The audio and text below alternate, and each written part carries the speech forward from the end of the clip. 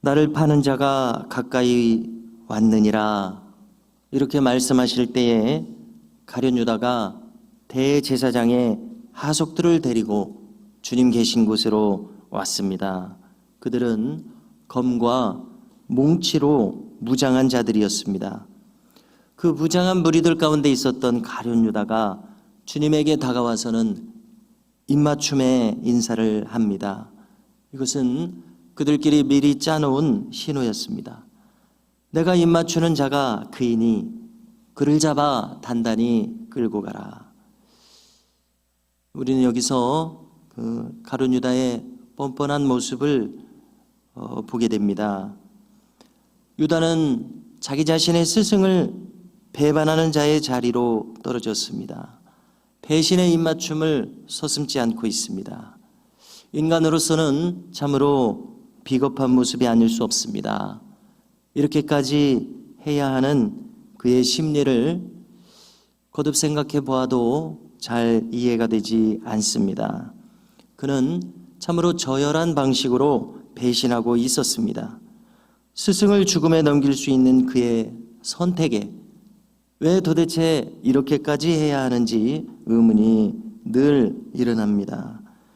그들이 미리 짠 신호대로 입맞춤을 하자 그들은 예수님께 모여듭니다. 주님을 체포합니다. 오늘 우리가 읽은 마가복음에서는 이렇게 비교적 간략하게 기록을 해주고 있습니다만은 사복음서 전체를 보면은 이때 칼을 꺼낸 자는 베드로입니다. 그가 칼을 꺼내서 대제사장의 종을 뵙니다.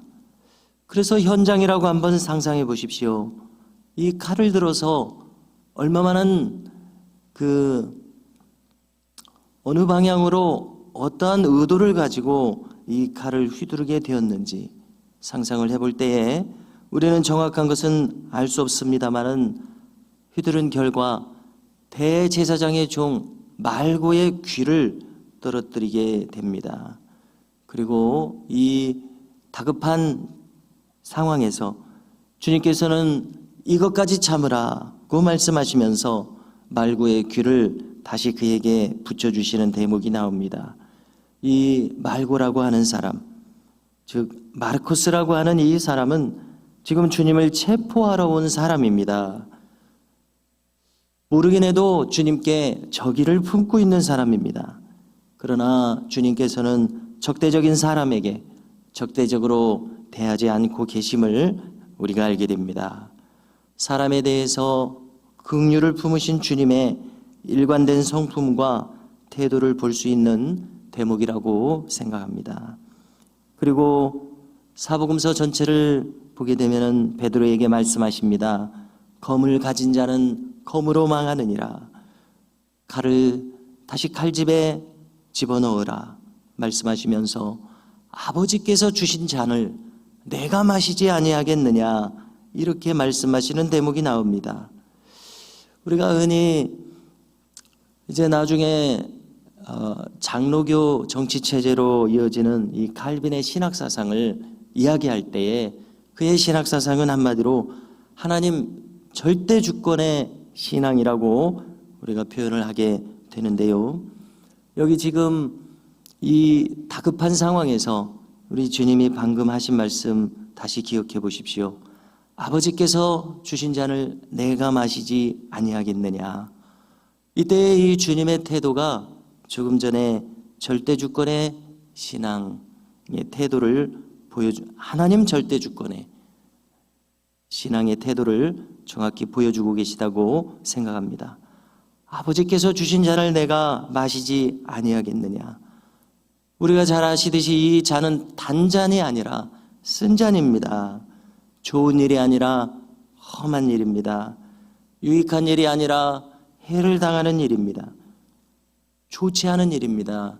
좋지 않은 일이라 할지라도 원치 않는 일이라 할지라도 아버지께서 이렇게 인도하신 것이면은 아버지께서 주신 것이라면 기꺼이 받으시겠다고 하는 이 마음이 어떠한 마음인지 우리는 분명 주목해야 할 줄 믿습니다.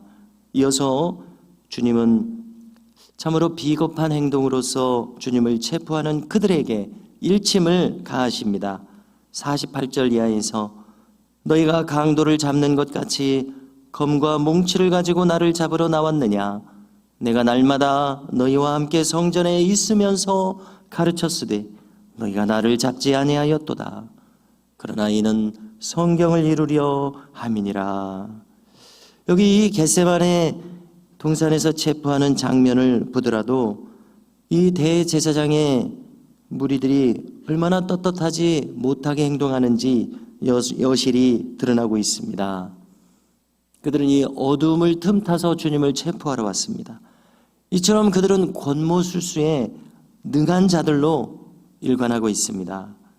백성의 눈을 피해서 그래서 이 한밤중에 주님을 체포하고 있습니다.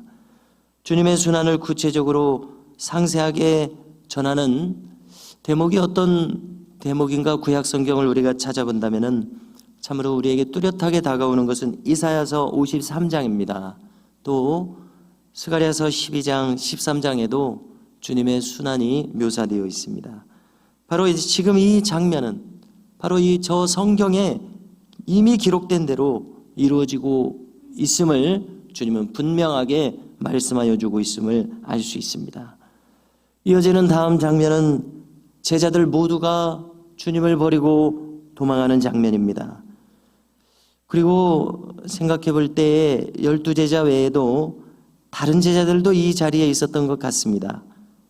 이 마가복음은 특별히 기록해 주기를 한 청년이 벗은 몸에 배에 혼유불을 두르고 예수를 따라가다가 무리에게 잡힘에 배에 혼유불을 버리고 벗은 몸으로 도망하니라고 기록합니다.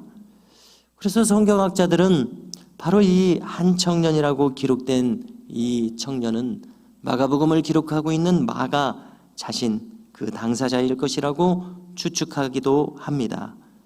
그렇다면 이것이 사실이라면 마가는 자신의 수치스럽고 부끄러운 모습을 그대로 여기에 기록한 것이 됩니다. 이처럼 제자들은 주님의 체포 장면에서 모든 제자들이 주님을 배신하고 도망하고 말았습니다. 우리가 여느 드라마에서 사극 드라마에서 볼 수 있는 것처럼 한 사람이라도 이 절체절명의 순간을 생명을 무릅쓰고 주님과 함께하는 그러한 제자는 없었던 것을 보게 됩니다. 자, 이것은 무엇을 우리에게 일러줍니까? 베드로는 그렇게 굳게 결심하며 다 주를 부인할지라도 나는 주를 부인하지 않겠습니다. 얼마나 베드로의 심정이 진심이었겠습니까? 그래서 오늘 이 사건은 우리에게 무엇을 알게 해줍니까? 우리 인간은 이처럼 나약한 존재들이라는 사실입니다. 절체절명의 순간에 우리는 어떤 그릇되거나 어리석은 행동을 할지 모르는 그러한 나약한 존재들입니다. 베드로뿐만이 아니라 나머지 제자들도 마찬가지입니다. 그러므로 우리는 그렇구나, 우리 자신 마지막 순간까지 나는 진실하리라 이렇게 장담하기는 그렇게 쉬운 일이 아닌 것을 알 수 있습니다. 우리의 이 연약한 본성은 언제 어떤 위협을 당하여 그렇게도 쉽게 진리에서 벗어날 수 있는 참으로 약한 존재라는 이 사실을 우리는 꼭 기억해야겠습니다. 그런데 이런 혼란스러운 상황에서 주님은 묵묵히 가야 할 그 길을 가고 계셨습니다. 우리도 장담할 수는 없을 것입니다.